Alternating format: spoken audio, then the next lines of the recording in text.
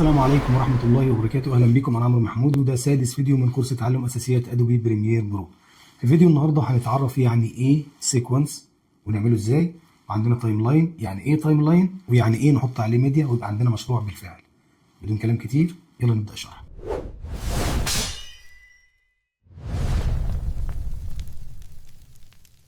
في الفيديو اللي فات شرحنا قسم بروجكت بانل بالكامل، وعرفنا ازاي نستورد الميديا بتاعتنا بمختلف انواعها وازاي ننظمها، وحطينا كل نوع ميديا في فولدر وسمينا كل فولدر باسم الميديا اللي فيه، يعني فولدر صور، فولدر فيديو، فولدر صوت. في فيديو النهارده هنتعرف ان شاء الله على قسم التايم لاين بكل ادواته، ونبدا في اضافه اول فيديو لينا على التايم لاين ونشتغل بجد. بس قبل ما نبدا الشرح انا سايب لك في الديسكربشن الميديا بتاعت النهارده، فيا ريت تنزلها وتطبق معايا خطوه بخطوه، هيكون احسن كتير ليك. اول حاجه معانا قسم التايم لاين، ده متقسم لثلاث اقسام.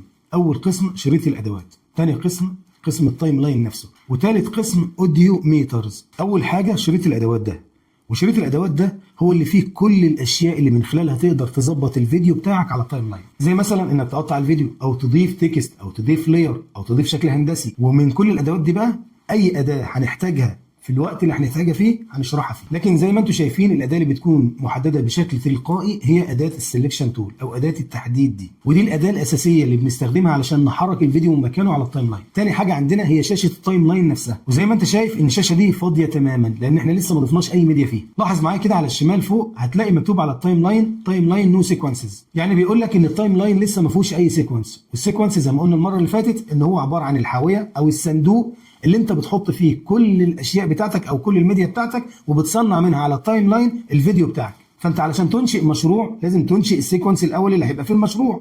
طب هتنشئ السيكونس ازاي؟ بطريقتين. الطريقه الاولى انك تعمل انشاء للسيكونس بشكل يدوي، هيطلع لك شاشات للاعداد، هتظبط الاعدادات بشكل يدوي. هنا تبقى انشات سيكونس وبعدين تضيف الميديا بتاعتك فيه. الطريقه دي عايزه حلقه لوحدها. والطريقه الثانيه والاسهل انك تسحب الميديا بتاعتك على التايم لاين وهو هيعمل لها سيكونس مناسب ليها ومناسب لاعداداتها. خلينا ناخد مثال مع بعض عملي. احنا في البدايه هنستخدم الطريقه الاسهل واللي هي اللي قلنا عليها دلوقتي، ان احنا هنسحب الميديا بتاعتنا ونحطها على التايم لاين فهو يعمل لها سيكونس لوحده. هندخل الفولدر ده اللي هو باسم فيديو وهنسحب منه الفيديو بتاعنا اللي احنا محتاجينه على التايم لاين. انا هسحب مثلا الفيديو اللي اسمه سامبل فيديو 1 ده. لاحظ معايا انك وانت بتسحب الميديا كده علشان تروح بيها على التايم لاين ان الماوس اتحول لقبضه ايد، منظر قبضه ايد مقفوله كده، بيقول لك ان هو مسك الميديا اللي انت محتاجها من الميديا بتاعتك، من قسم الميديا بتاعتك. لما تروح على التايم لاين كده هيزيد جنبه علامه بلس، يعني بيقول لك انت هتزود هنا في التايم لاين حاجه. لاحظ معايا بقى لما اسيبها دلوقتي في التايم لاين ايه التغيرات اللي هتحصل. عندنا ثلاث حاجات اتغيروا، خلينا ناخدهم بالترتيب ومن غير تعقيد. اول تغيير هتلاحظوا معايا ان في قسم البروجكت بانل زاد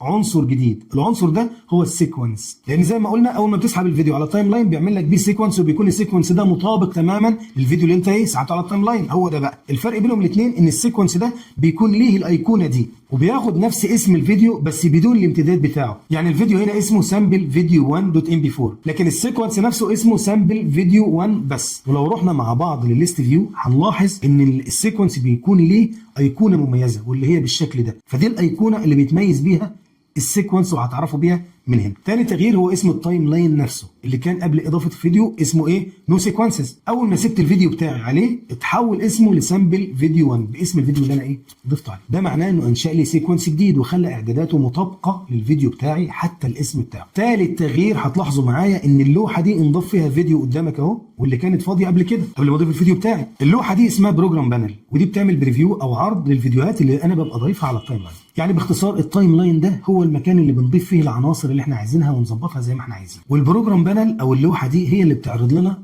النتيجه النهائيه للعناصر اللي احنا بنظبطها على التايم لاين. ومكتوب جنب اسم اللوحه سامبل فيديو 1 اللي هو اسم السيكونس بتاعنا برضه. ده معناه ان هي عارضه حاليا السيكونس بتاعنا. انا بقول لك كده ليه؟ لان انت احيانا بتبقى عامل اكتر من مشروع فبيبقى عندك اكتر من سيكونس، فالسيكونس اللي بتحدده وده هنعرفه بعد كده هو اللي بيتعرض لك في اللوحه دي. فعشان كده بقول لك ان اللوحه دي هي اللي بتعرض السيكونس اللي انت شغال فيه. بعد كده هيبقى عندك مثلا 2 مشروعين او 3 وكل مشروع ليه السيكونس بتاعه، فاللي انت محدده هو اللي بيتعرض قدامك. واللي عايزك تعرفه قوي ان التايم لاين هو اصعب مرحله انت بتمر بيها اثناء المونتاج، لان هو المصنع بتاعك كله. فانا عايزك معايا تستحمل قوي اثناء ما بتتعلم التايم لاين، ونشربه شرب. انا عايزك تشرب التايم لاين ده شرب، هو اللي هيخليك تطلع الفيديو بكل سلاسه بعد كده. انا زي ما قلت لكم قبل كده احنا عايزين نطلع من الكورس ده نجيب فلوس، علشان كده هنكمل التايم لاين في الحلقه اللي جايه ونشرح تفاصيله اللي من خلالها هتطلع فيديو احترافي بجد. لو دي اول حلقه ليك لازم تشوف الحلقات اللي فاتت عشان تمشي معايا بالتدريج ونمشي مع بعض خطوه بخطوه. اشترك في القناه عشان يوصلك حلقات الكورس اللي باقي كلها حلقه حلقه.